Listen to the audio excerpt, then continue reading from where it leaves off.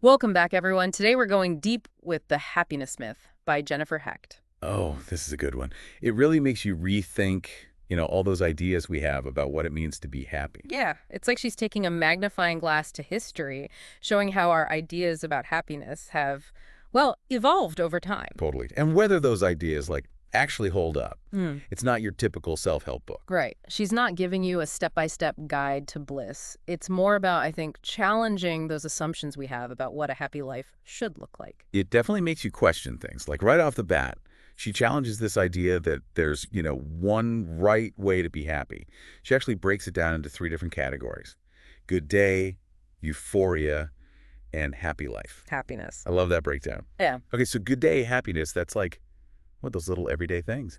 Exactly. It's those small moments, those simple pleasures, like that first sip of coffee in the morning or a beautiful sunset, things that maybe you don't even remember specifically, but they just add up to this overall sense of contentment. Right. Like they boost your mood without you even realizing it. Yeah, exactly. And then you've got euphoria. That's like the big stuff, the intense, memorable moments of joy. Falling in love. Yes, falling in love, those big achievements, maybe a creative breakthrough or a spiritual experience.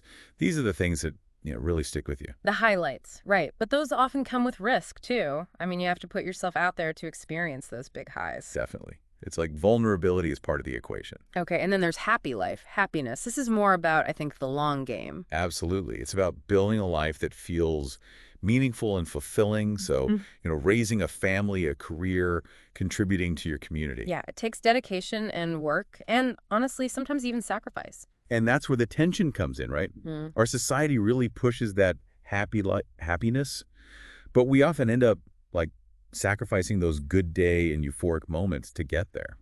We're so focused on productivity and achievement that we forget to just enjoy the moment. Right. And it makes you wonder if we're actually any happier than those who came before us. Like, Yeah. even with all our modern conveniences and advancements, are we missing out on other forms of happiness because we're so fixated on just this one definition? That's a good question. Have we actually cracked the code to happiness, or are we just chasing a myth? That's one of the big things Hecht explores. She argues that, understanding the history of happiness, like how people thought about it in different times and cultures, can actually help us break free from some of these modern myths. So it's like looking back to move forward. Yeah, exactly. And one of the things she digs into is that classic advice, know thyself. But she presents three different ways to think about it, which I found really fascinating. I'm intrigued. Lay it on me. Okay, so there's the Socratic approach. And this is all about, constantly questioning your beliefs and assumptions. Socrates, he challenged everything, even those things that seemed well, common sense. So it's not just about knowing what you like or dislike. It's about digging deeper, figuring out why you hold those beliefs in the first place. Exactly. Yeah. And that can be kind of uncomfortable, right? Oh, I can imagine.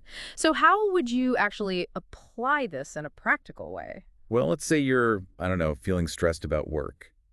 Instead of just accepting that stress, you ask yourself, what are my assumptions about success? Are those assumptions even, really true? I love that. It's like turning self-criticism into curiosity. Okay, then there's the Freudian approach, which Yeah. seems a lot more focused on those subconscious motivations, right? Exactly. Freud believed that understanding our hidden desires, our anxieties, that was key to understanding ourselves. It's like looking for those recurring patterns in your behavior and asking yourself, what's really driving this? So if someone's always procrastinating, Freud might say there's a deeper fear of failure at play, or maybe even a fear of success. Exactly. It's not about blaming those subconscious drives, but understanding them so you can make more conscious choices. Okay, and then there's the lonely approach. What did Hecht mean by that? So it's not about being physically alone, but about the power of, cultivating your inner world. Those thinkers and writers who found solace and inspiration in solitude, they were their own best company. You know what I mean? So it's about that inner strength and resilience that comes from being comfortable with yourself, even when you are alone. Exactly. It's about recognizing that true happiness, it can't solely depend on external factors. It has to come from within too. And that requires a deep understanding of yourself, your strengths, your vulnerabilities. Af- It seems like these three approaches are all connected in a way. You can't really question your beliefs without understanding your subconscious motivations. And you can't really be comfortable with yourself if you're afraid to, like, really examine your own thoughts. You got it. They all contribute to that larger goal of self-knowledge, which Hecht argues is, fundamental to finding lasting happiness. Heck dives into some, like, really thought-provoking stuff when she talks about desire. It's this constant push and pull, isn't it? We want things, but then we try to control those wants. And it's like, how do we even know what we truly desire in the first place? Right. It's tricky. She brings up those classic philosophical approaches to desire, like Stoicism, where you detach from the things you can't control. Find contentment in whatever situation you're in. Okay, so it's like that serenity prayer. Grant me the serenity to accept the things I cannot change. But, like, doesn't that seem kind of passive? Is that really a path to happiness? It's not so much about passivity, I think, but more about choosing where you focus your energy. The Stoics believe that true happiness, it comes from focusing on what's within your control. So your thoughts, your actions, how you react to things. Not getting caught up in all those external circumstances you can't change. So it's not about denying your desires altogether, but more about choosing which ones to pursue and which ones to let go of. Yeah, exactly. It's that conscious choice. And then you've got the Epicurean approach, which is more about like enjoying those pleasures responsibly without letting them take over. Okay, so this one seems a little more, I don't know, relatable. Like, it's okay to enjoy those good things in life, as long as you don't let them rule you. Right. Epicurus, he believed that true pleasure, it comes from balance, moderation. It's not about denying yourself, but indulging in a way that, enhances your life rather than taking away from it. So it's like if you love chocolate, it's not about never having it again. It's about, like, savoring a small piece mindfully instead of, downing a whole bar in one sitting. Perfect example. It's about being present and intentional with your enjoyment, not letting it control you. Hecht also talks about the benefits of delaying gratification. Have you ever noticed how, like, waiting for something you really want can actually make the experience more enjoyable? Oh, for sure. There's that anticipation, that buildup. It makes the pleasure even more intense. It's like resisting that urge to binge watch a whole season of your favorite show and, like, really savoring each episode. Totally. And by delaying gratification, we're not just like controlling our desires. We're actually like enhancing the whole experience. That's a good point. It makes me think about, like, what desires I've been putting off, and are those things I really want? Or has the waiting made me realize they weren't that important after all? Ooh, that's a good question to ask yourself. Now, this might seem a little out of place in a conversation about happiness, but Heck spends a good chunk of the book exploring, well, death, our relationship with mortality. Why do you think she included that? It might seem counterintuitive, but she argues that remembering our own mortality, it can actually make us happier. Okay, how does that work? Isn't thinking about death kind of, well, a downer? It can be, but it can also be like incredibly motivating. When we're really confronted with the reality that our time is limited, it can shift our whole perspective. Things that seem so important can suddenly seem trivial, and we're more likely to like go after what really matters. It's like that whole live each day as if it were your last thing. But, like, how do you actually do that without getting completely overwhelmed by fear or anxiety? It's about finding that balance. Here she uses the example of Ash Wednesday, where people are marked with ashes as a reminder of their mortality. Right. It's not supposed to be morbid or anything. It's more like a symbolic act. It encourages you to reflect and appreciate life. So it's not about dwelling on death, but using that awareness to live more fully in the present. Exactly. She even compares it to something called post-traumatic bliss. It's this phenomenon where people who experience trauma, they actually report feeling like a heightened sense of gratitude and joy for life afterwards. That's really interesting. It's like going through something difficult makes you appreciate the good things even more. Right. It's like recognizing that life is precious and, well, it's not going to last forever.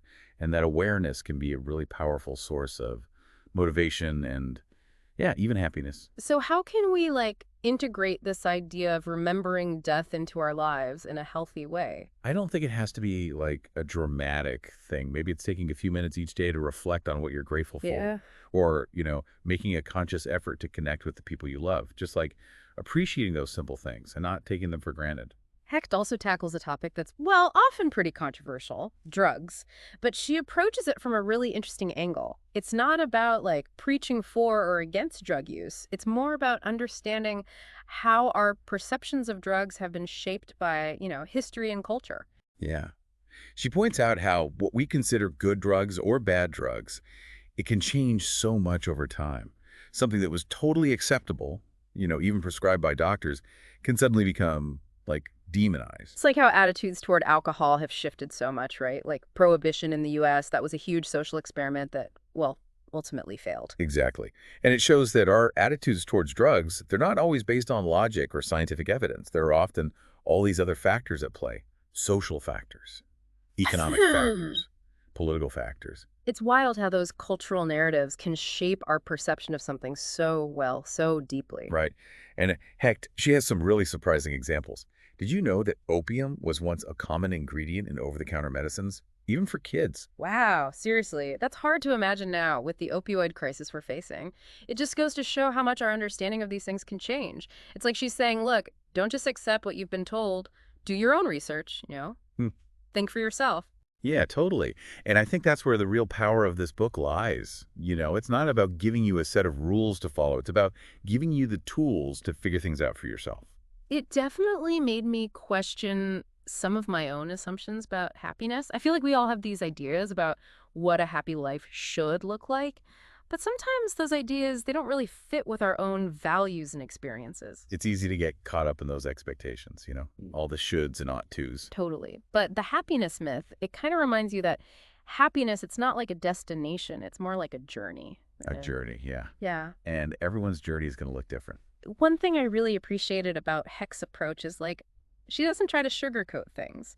She acknowledges that life, it's messy. There are going to be good days and bad days, moments of pure joy, and, well, times when you just want to crawl under a rock. Yeah, life is full of ups and downs. And it's not about achieving some kind of perfect state of bliss. It's about, like, learning to navigate all of that, the good and the bad. And to do it with self-awareness and resilience. Exactly. And she emphasizes, that finding true happiness, it takes effort. It's not passive. Right, you have to be an active participant in your own life. Yeah. You have to make choices, question things, and really cultivate those things that bring you joy and meaning. It's about engaging with the world, but also like with your own inner world too. And I think that's such an empowering message. It means we're not just, at the mercy of our circumstances. We actually have a say in how we experience our lives.